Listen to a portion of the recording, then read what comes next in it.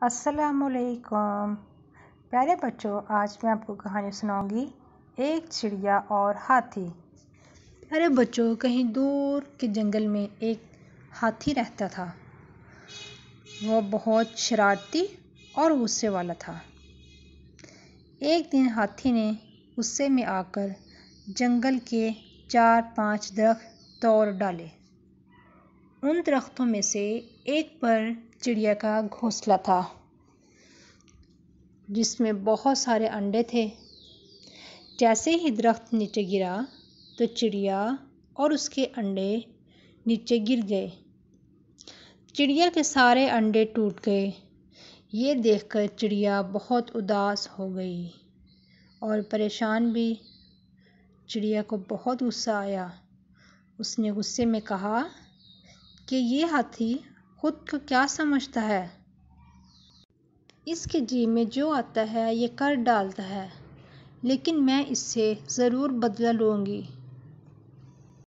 اس کو اس کے کیے کی سزا ضرور دلواؤں گی۔ یہ کہتے ہوئے چڑیا روتی ہوئی اپنے دوستوں کے پاس چلی گئی۔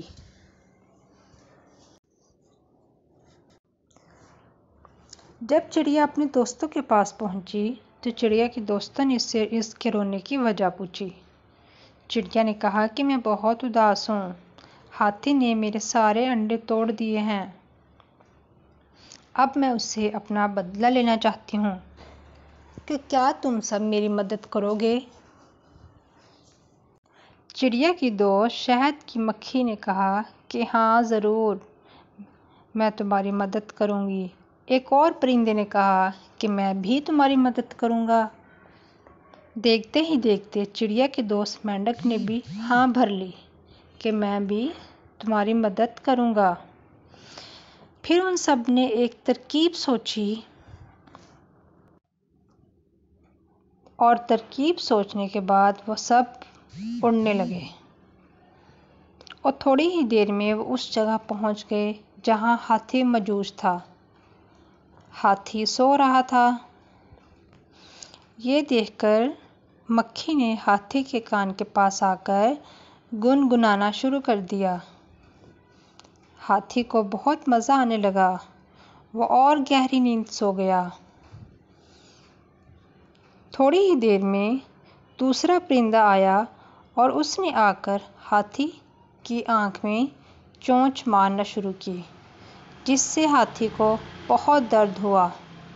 وہ ایک دم چلا اٹھا اور زور زور سے چلانے لگا، کہنے لگا کہ میری آنکھ میں بہت درد ہو رہی ہے، کوئی مجھے بچاؤ، یہ میرے ساتھ کیا ہو گیا ہے؟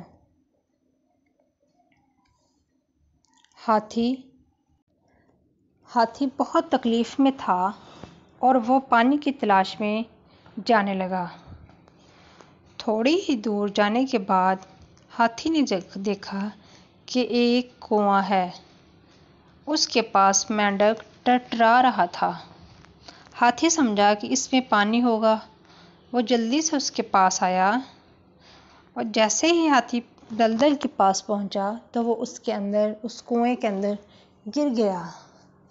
اس طرح چڑیا نے اپنا بدلہ لے لیا۔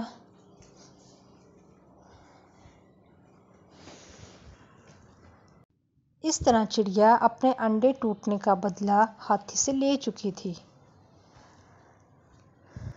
سپیرے کے خواب۔ ایک دن ایک سپیرا سانپ کی تلاش میں جنگل میں گیا۔ سپیرے نے سوچا کہ اتنا بڑا جنگل ہے تو یہاں تو مجھے ضرور سانپ مل جائے گا۔ آج میں اپنا شکار کیے بغیر یہاں سے نہیں جاؤں گا۔ یہ سوچ کر سپیرے نے اپنا بین نکالا اور اسے بجانے لگا۔ تھوڑی ہی دیر میں پاس ہی درخت پر بیٹھے ایک ناگن اور ناگ نیچے آ گئے اور سپیرے کے پاس بیٹھ کر ناچنے لگے۔ یہ دیکھ کر سپیرا بہت خوش ہو گیا۔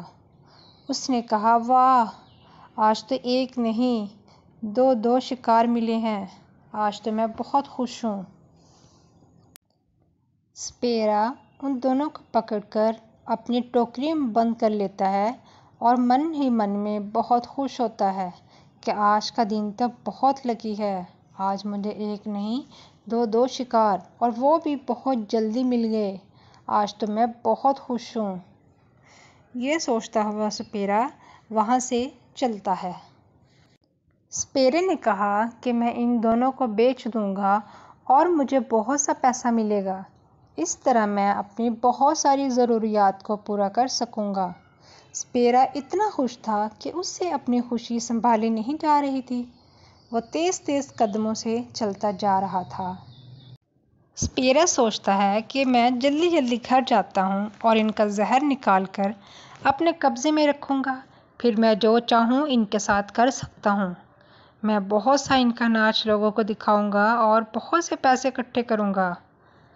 سپیرا یہ سوچ کر اور تیز تیز چلنے لگا۔ سپیرا اپنے قدم بہت تیزی سے آگے بڑھا رہا تھا۔ چلتے چلتے راستے میں ایک بہت بڑا سا پتھر آ گیا اور سپیرا اس پتھر سے ٹکرا کے گر گیا اور اس کی سانپ والی ٹوکریاں اس کے ہاتھ سے گر گئیں۔ دونوں سانپ وہاں سے چلے گئے۔ سپیرا اپنا پاؤں لے کے بیٹھ گیا کہ میرے پاؤں میں بہت چوٹ آئی ہوئی ہے۔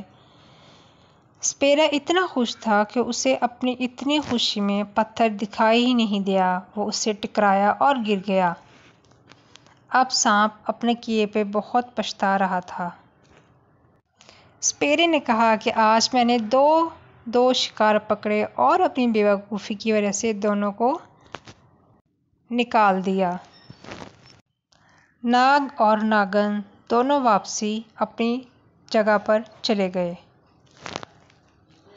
بیچارے سپیرے کو اپنے شکار سے ہاتھ دھونا پڑا۔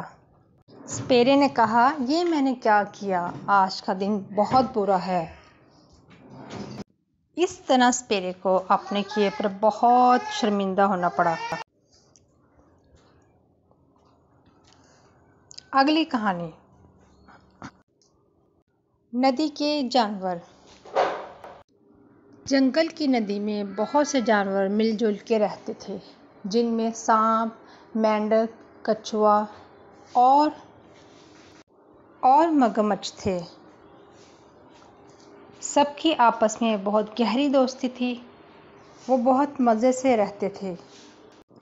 ایک دن سب سے بڑے مگرمچھ نے اپنے دوست مگرمچھ سے کہا کہ دوست، کیا تمہیں نہیں لگتا کہ ہمیں ان سب کو ادھر سے باہر نکال کرنا چاہیے، پھر ہم اور بھی مزے سے رہ سکیں گے۔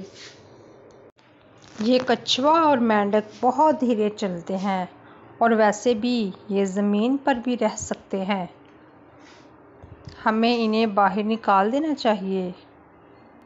یہ سانپ تو جب دیکھو رستے میں آ جاتا ہے۔ دوسرے کچھوے نے کہا کہ تم ٹھیک کہہ رہے ہو دوست، ہمیں انہیں باہر نکال کرنا چاہیے۔ دونوں دوستوں نے مل کر باقی سب کو کہا کہ تم یہاں سے چلے جاؤ، یہ تالاب ہمارا ہے اور ویسے بھی تم تو زمین پر بھی رہ سکتے ہو۔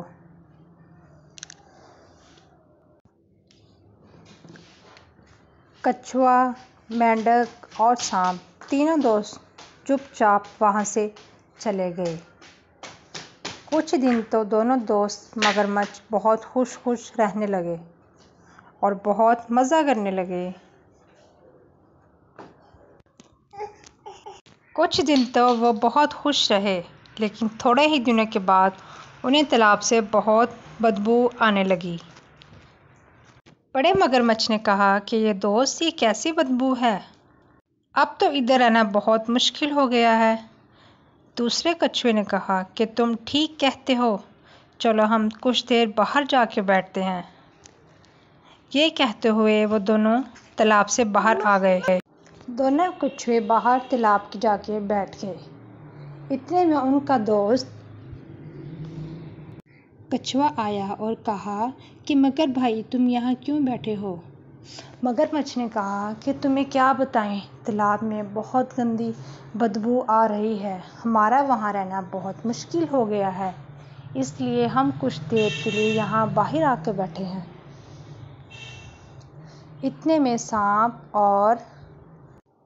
اور مینڈک بھی وہاں آ گئے۔ اور وہ بھی مگرمچھ کا حال پوچھنے لگے۔ مگرمچھ نے کہا کہ تالاب سے بہت بدبو آ رہی ہے۔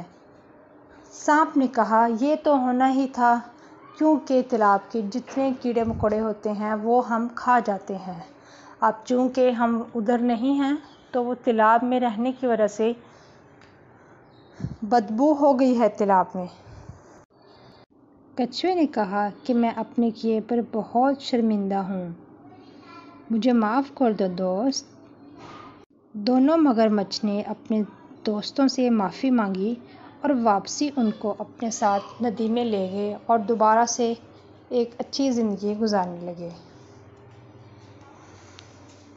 پیارے بچوں، اگر آپ کو ہماری ویڈیو اچھی لگی ہے تو اسے لائک کریں اور نیچے ریڈ بٹن کو دبا کر آپ ہمارے چینل کو سبسکرائب کر سکتے ہیں اور ساتھ بیل کے بٹن کو دبانا مت بھولیے گا، کیونکہ اس سے ہماری آنے والی ہر ویڈیو آپ کے پاس پہنچ جائے گی۔